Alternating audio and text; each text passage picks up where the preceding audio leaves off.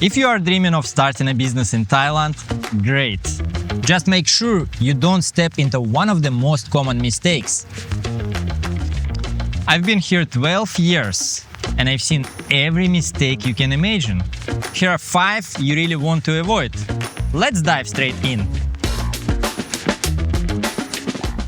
Hiring a Western manager and thinking that fixes everything. It sounds logical bringing someone who gets you. But here's what really happens, and I'll whisper it, just between us. Many foreigners don't come to Thailand to work in the first place. They come for freedom, for a slower life, for the beach, not the stress. They don't want to work for someone else. They want to work independently, on their own terms. And when they do work, they often expect things to run the way they are used to back home, which just doesn't match how things work here. They don't know local cultural norms. They don't understand Thai communication style. They just don't know how to handle problems the Thai way.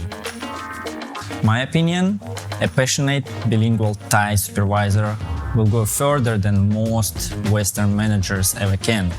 And if you want to go deeper on this topic, I actually made a video about how to work with Thai people. I'll leave the link below or somewhere here on the screen.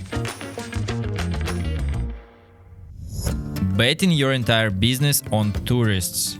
I can't count how many places I've seen open right before high season and shut their doors the moment low season hits. Here's the thing, in Thailand the low season lasts 7 months. That's more than half the year with fewer tourists, slower traffic and unpredictable income. If your whole business depends on tourists, what happens when they go home? You need locals, expats, repeat customers, a strategy for the low season, a product that people on the island want all year round, not just when they are on vacation. And when the tourists do come, perfect. They are just the cherry on top. Betting everything on the idea. People often overestimate the importance of the idea, like that alone will guarantee success. I've heard it all. I have the perfect idea for the beach restaurant. I already have the name and the logo. I even rented the place. Or let's open a spot that sells only French fries. Just fries. Different cuts, tons of sauces. One product done really well. Or I want to open a pastry shop with all kinds European desserts. There is not much of that around here. It's definitely going to work. just a cool idea and a logo. What could possibly go wrong? You need more than a dream. You need the right place, the right people, and the flexibility to adapt. So yes, dream big, but test small, listen more. And in the end, it's not the idea that wins, it's how well it fits the real world. Jumping in without a real plan. This one ties everything together.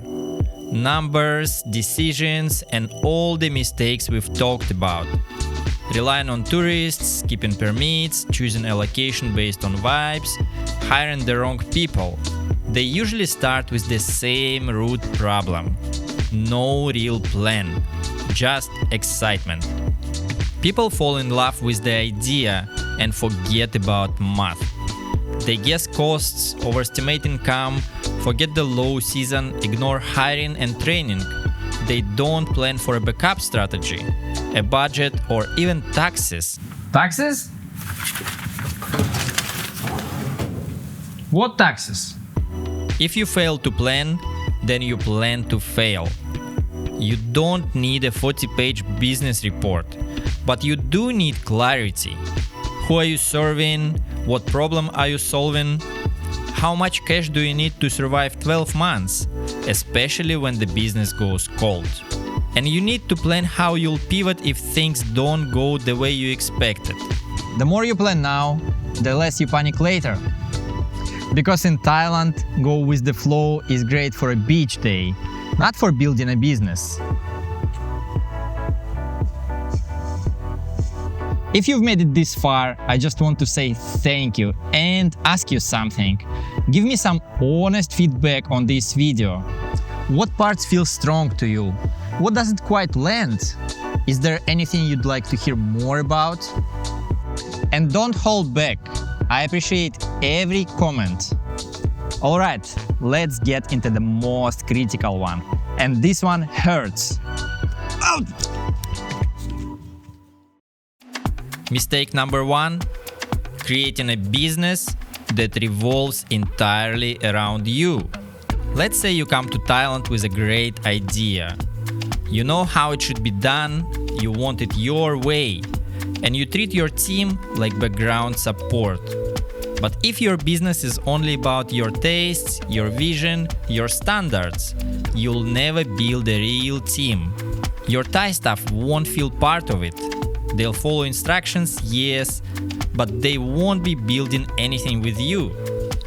If you want people to care, to stay, and to grow with you, there has to be something that connects you. Shared values, curiosity, maybe a love for the same food or drinks, or simply a reason why you are doing this together in the first place. Otherwise, you'll end up doing everything alone. And the day you step away, the business falls apart. And here's your bonus mistake.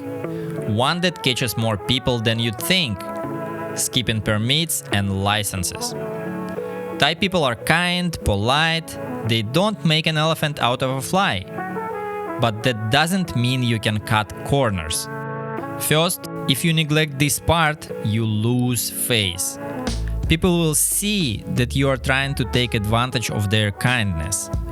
And once they feel that, the softness disappears quickly. Second, Thailand is changing.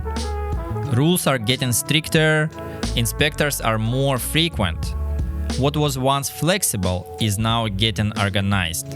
If your paperwork isn't in order, DBD, VAT, work permits, licenses, you risk getting shut down or paying a big fine. Don't confuse politeness with permission. Kind doesn't mean blind.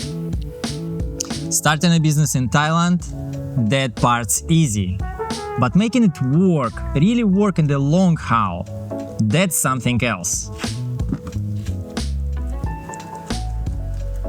Still, it's possible. If you respect the culture, build real relationships, and are willing to adapt and pivot when needed, you'll give yourself a real chance.